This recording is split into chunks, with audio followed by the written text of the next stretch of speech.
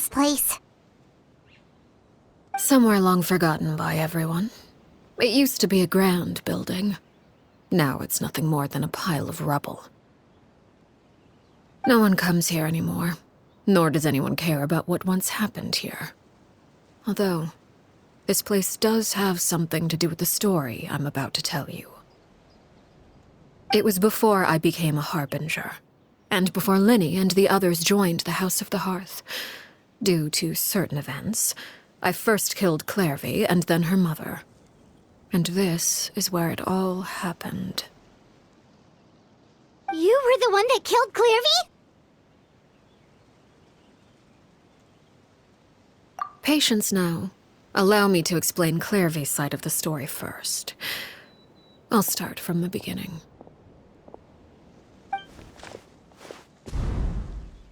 Clairvy was 6 years old when she was brought by her mother, Crucibina, to live in the House of the Hearth.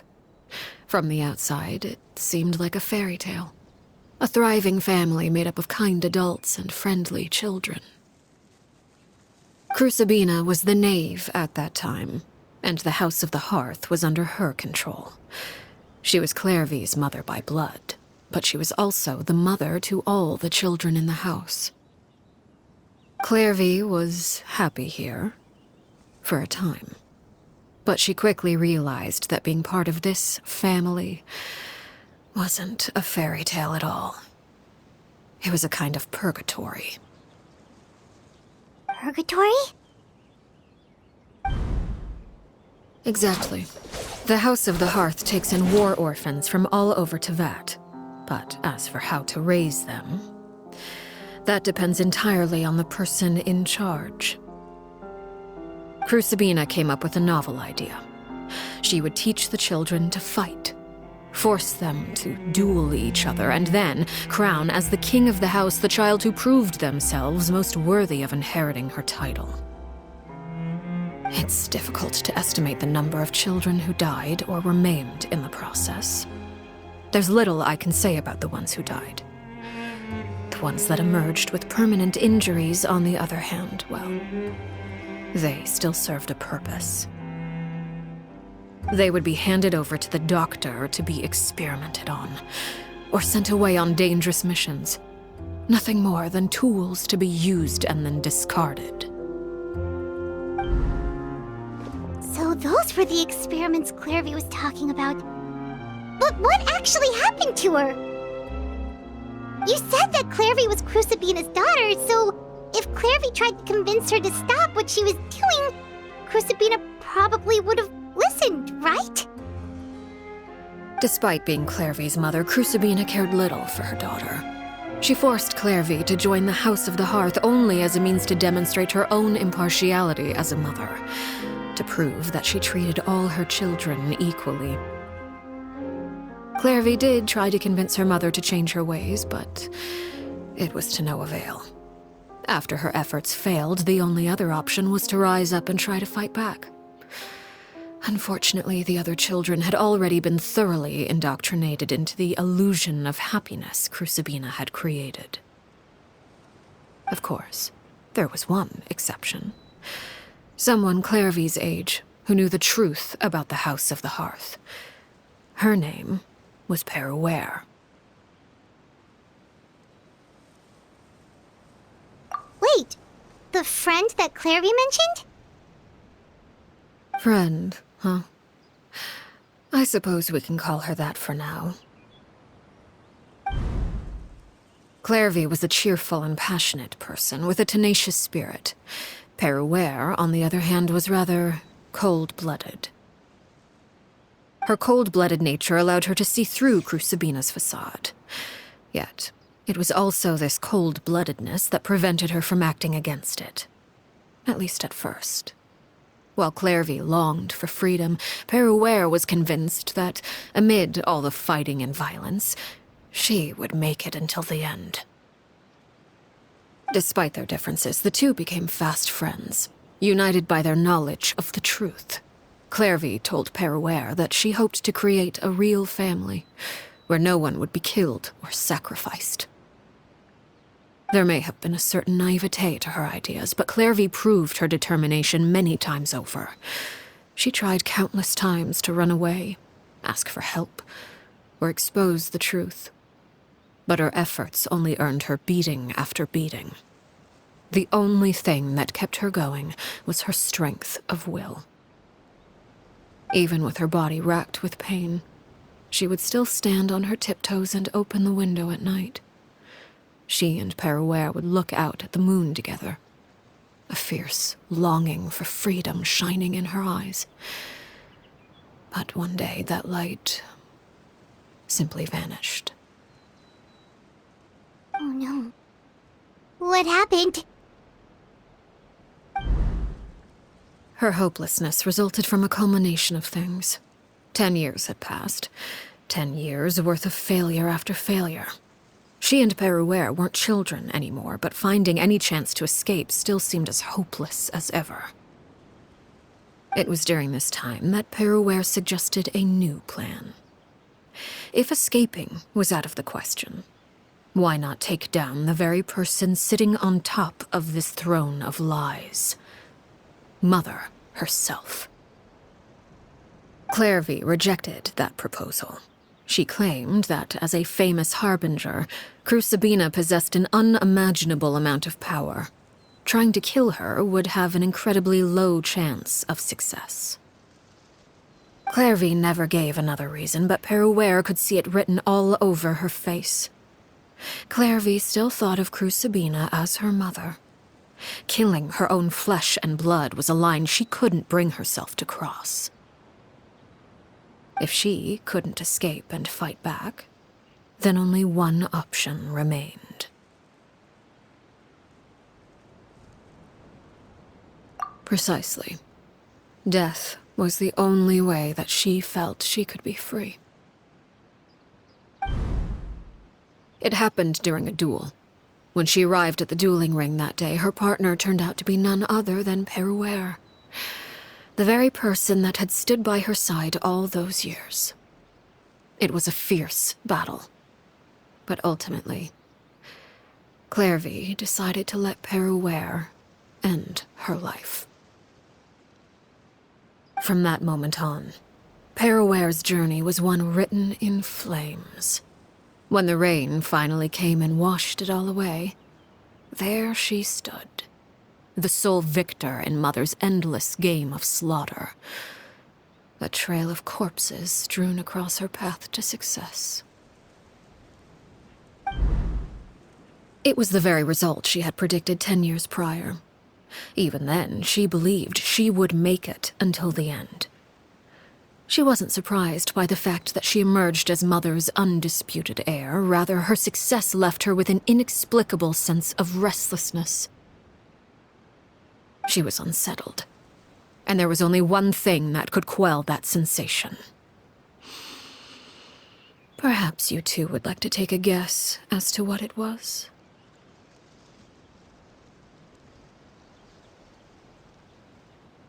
Crucibina, you mean? But...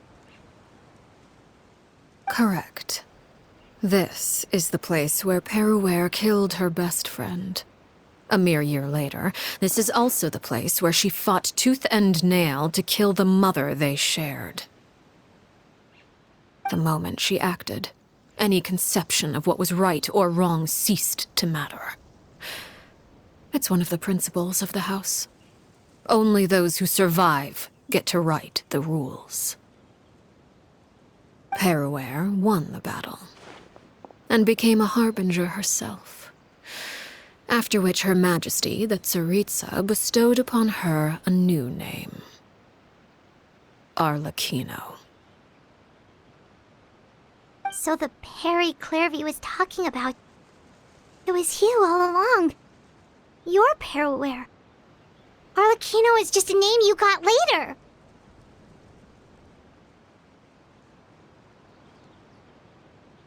I left that name behind long ago. I must say, hearing it now does bring back memories. After I defeated Crucibina, the moniker of Mother died with her. I chose to forego the title she called herself, and even chose to give up my own name. I rebuilt the House of the Hearth under a new identity.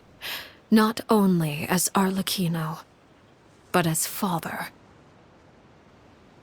And that is where the story ends. Any more questions?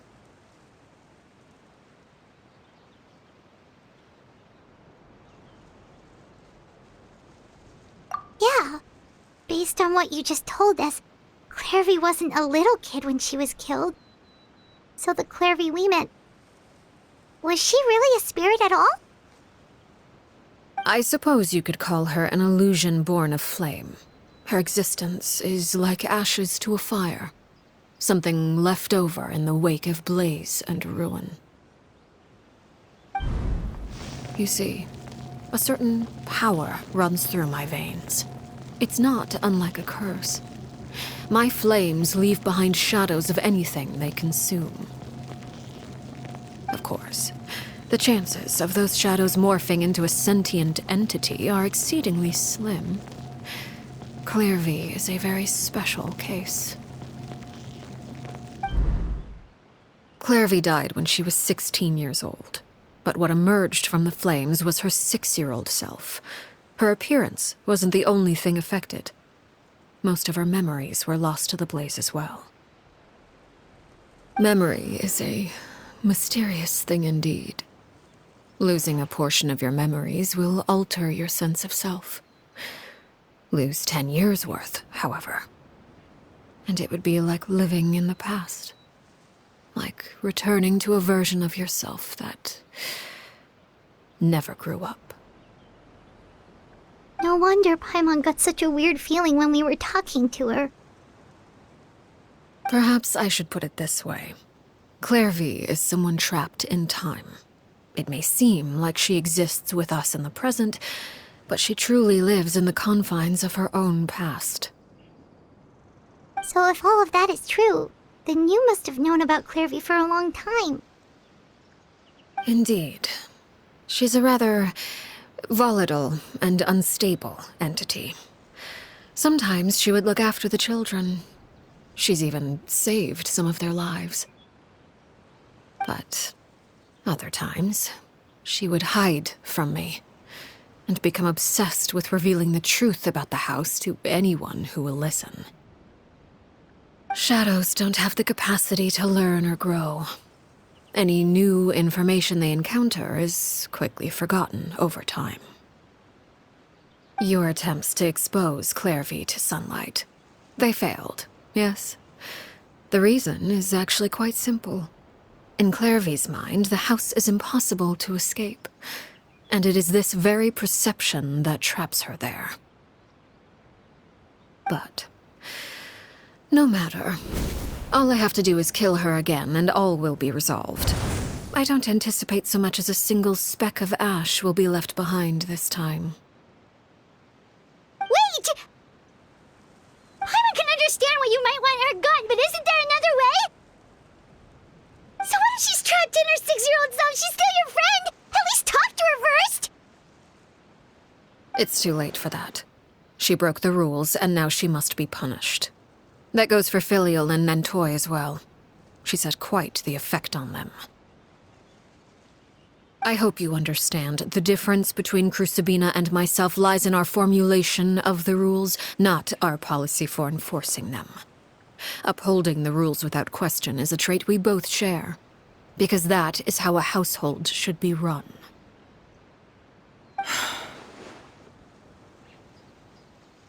Is this really what you want to do? Whatever could you mean? Don't you want to say a proper goodbye at least?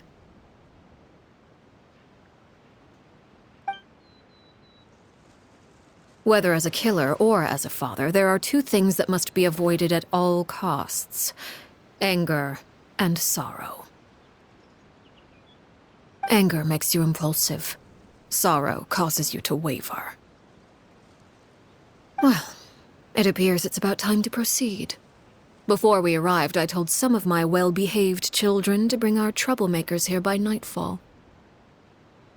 I do believe I've kept my end of the deal. I gave your friends quite a bit more time. As for what happens now, we'll just have to wait and see.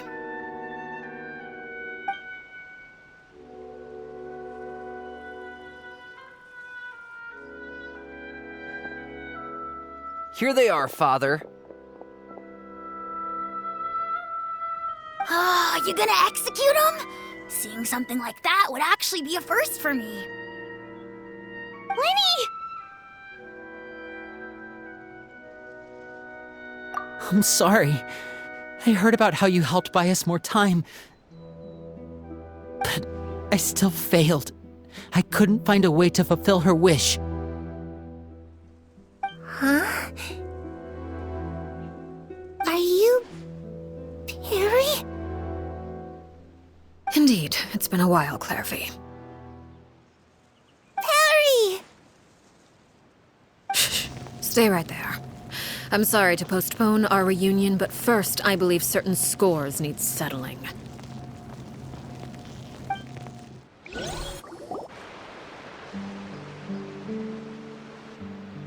Father, let me explain. Out of my way. Father! You chose to conceal a threat to the house, and for that, you must be punished.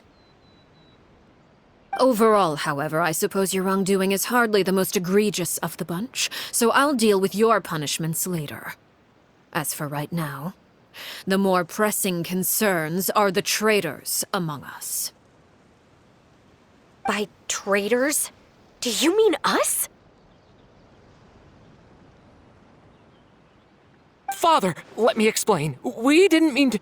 Fultz, why don't you share what you heard? Yes, Father.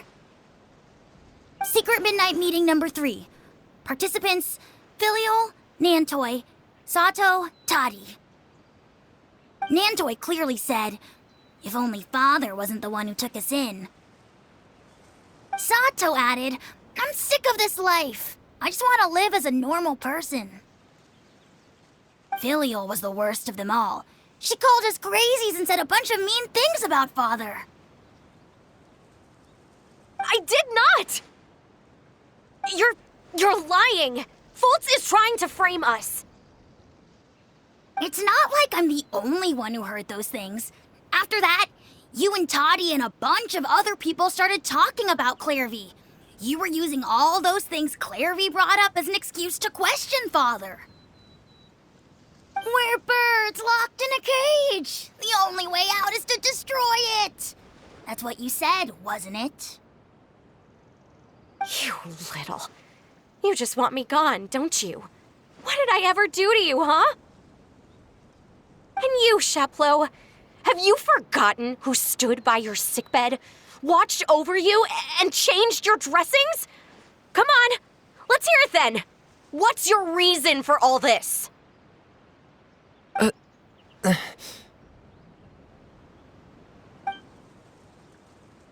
You're wrong, Filial. We don't want you to die.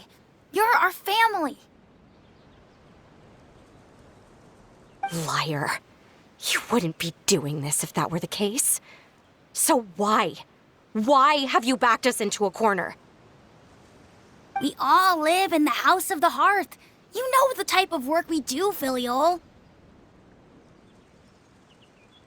A single betrayal can cost dozens of us our lives. It's not like it's never happened before. That kind of thing is hard to forget. That's why the House of the Hearth cannot tolerate any form of betrayal. Ever since we came to Poisson, you've had 7 secret meetings. A lot of the things you talked about really crossed the line. You've been spying on us for half a month? Wait a second. Now that I think about it, the move to Poisson was just a way to make it easier to spy on us, wasn't it? Because we were all in one place. You've had this planned all along. Filial, Nantoi, I'm sorry. I owe you both my life. I owe Clairvy too. If it weren't for all your help after I got poisoned, I wouldn't be standing here today. If this were any other situation, I would do anything to repay that kindness, even if it cost me my life. But rules are rules. I'm sorry. My hands are tied. Why? Why? That's enough, Filial. We made a mistake, and we should own up to it. We broke the rules, plain and simple. And now we have to face the consequences. I'm sorry, Chaplot. Fultz. I'm sorry, Father. We accept our punishment. Chaplot, according to the rules of the House of the Hearth, how should these traitors be punished? All those who betray the house pay with their lives. And so it shall be.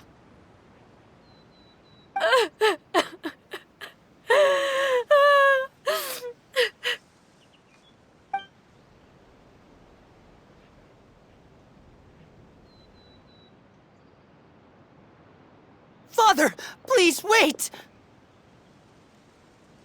Something you want to say, Linny? Please reconsider, Father. What Filial and the others did, does it really count as betrayal? We all come from broken families. From the very first day we joined the House of the Hearth, we wanted nothing more than to make it a real home. But the truth is, none of us know what a real home should look like. I'm not saying I have all the answers. All I know is this. Killing Filial and the others may uphold the rules, but doing so will only bring us further away from being a real family than we've ever been. So please, Father, please, reconsider. I agree with Linny. Father, please. Linny, you...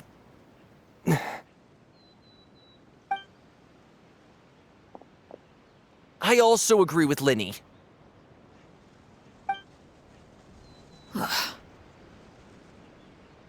An order once given cannot be rescinded.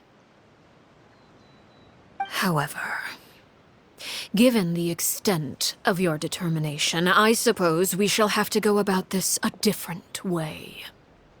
Draw your weapons and face me. Our weapons? Father, are you referring to a duel? Precisely. The rules of the house will not be altered. Traitors must be punished.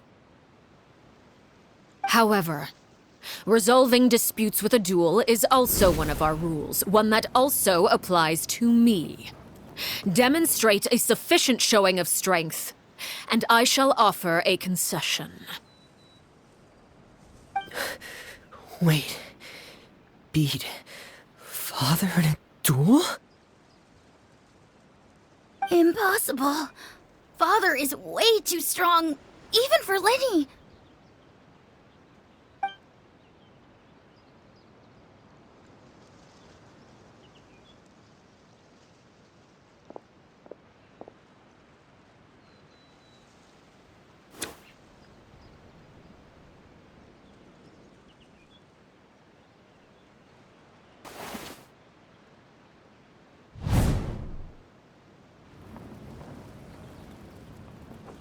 Did you hear that, Traveler? Lenny and the others have to duel the knave. What should we do? Can they really win something like that? If they lose, those people from the house are really gonna be executed. Hey, are you listening?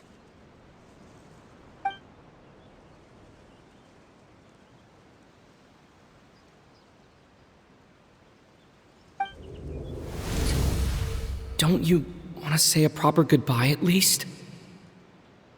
Anger makes you impulsive. Sorrow causes you to waver.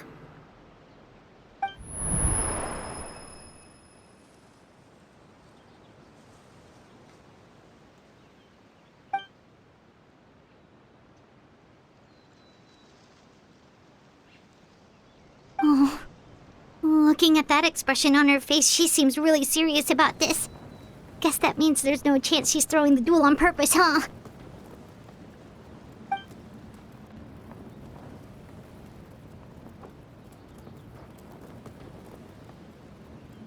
When guests are around, families are often on their best behavior.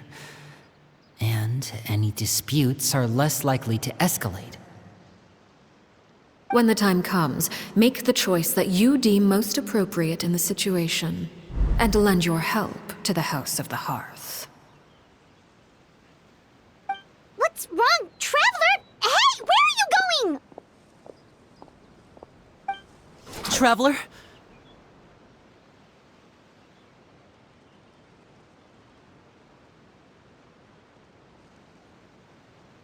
You're asking to join the duel against the knave?